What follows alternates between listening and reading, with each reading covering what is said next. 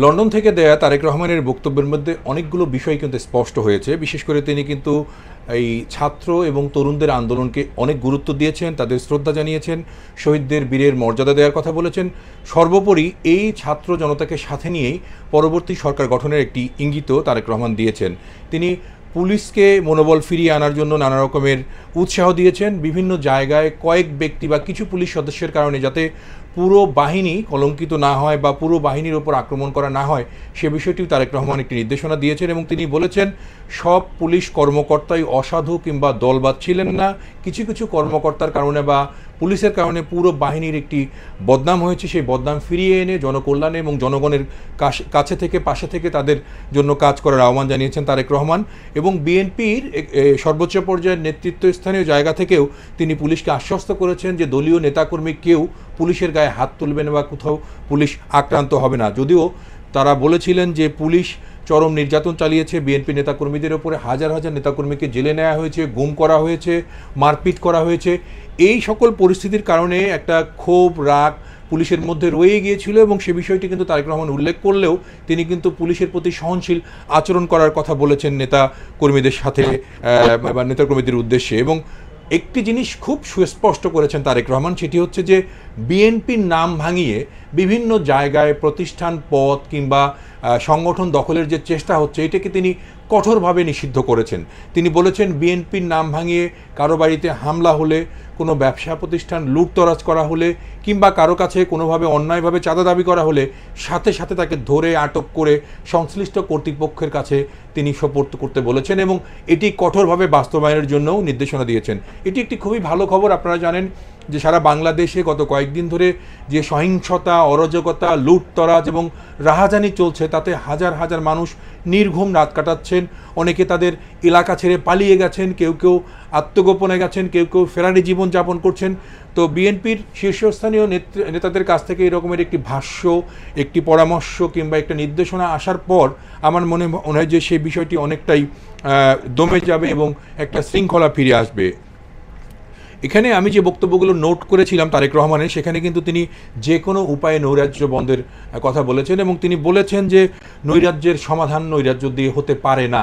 আমার মনে হয় যে আগের চেয়ে তারেক রহমান অনেক পরিপক্ক হয়েছেন এবং তার বক্তৃতার মধ্যে সে বিষয়গুলো সুস্পষ্ট হয়েছে এবং তিনি বোঝাতে চেয়েছেন যে তিনি যে রাজনীতিতে আছেন কিংবা ভবিষ্যতে রাজনৈতিক জায়গাগুলো নিয়ন্ত্রণ করবেন সেখানে তিনি পরিপক্কতার পরিচয় দিতে চায়। যেটি আগে তারেক রহমানকে নিয়ে সমালোচনা করা হতো, বলা হতো দুর্নীতির তিনি প্রশ্রয় দিয়েছেন, দুর্নীতির মধ্যে জড়িয়েছেন, সেই জিনিসটিও কিন্তু তিনি আজকের বক্তব্যের মধ্যে স্পষ্ট করেছেন এবং অঙ্গীকার করেছেন যে দুর্নীতিমুক্ত সমাজ গড়ার লক্ষ্যেই তার দল বিএনপি সবার আগে সর্বোচ্চ পদক্ষেপ নিয়ে কাজ করবে। বৈষম্যহীন গণতান্ত্রিক সমাজ ব্যবস্থা নিয়ে যে ছাত্ররা আন্দোলন করছে সে বিষয়েও তিনি খুবই প্রাধান্য দিয়েছেন এবং বলেছেন বৈষম্যহীন সমাজতান্ত্রিক বা গণতান্ত্রিক শাসন ব্যবস্থা এবং বাংলাদেশ গড়ে তুলতে তার দলের নেতাকর্মী চেষ্টা করবে বা তারা কাজ করে যাবে এরকম বলেছেন। এবং সবচেয়ে বেশি যেটি আমার কাছে মনে হয়েছে একটি সিগনিফিক্যান্ট ঘোষণা, যেটি হচ্ছে যে তারা বলেছেন যে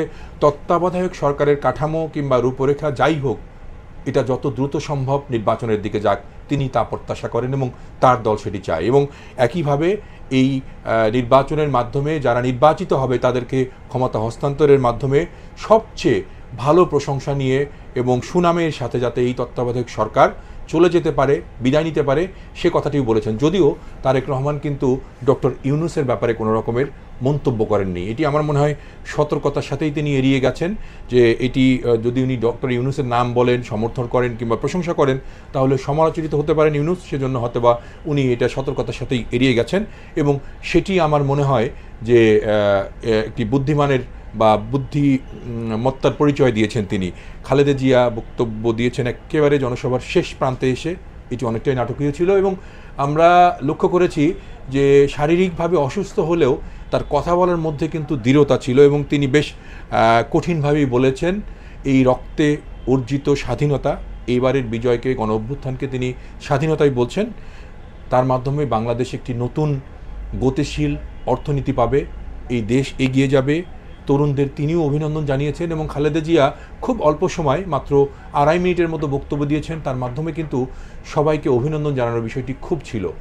তিনি এই ছাত্র আন্দোলনে নিহতদের প্রতি সমবেদনা জানিয়েছেন, তাদের জন্য তার পক্ষ থেকে করার কিছু থাকলে সেটা করতে চেয়েছেন এবং ইঙ্গিত দিয়েছেন যদি জনগণ তার পাশে থাকে, তাদের দলের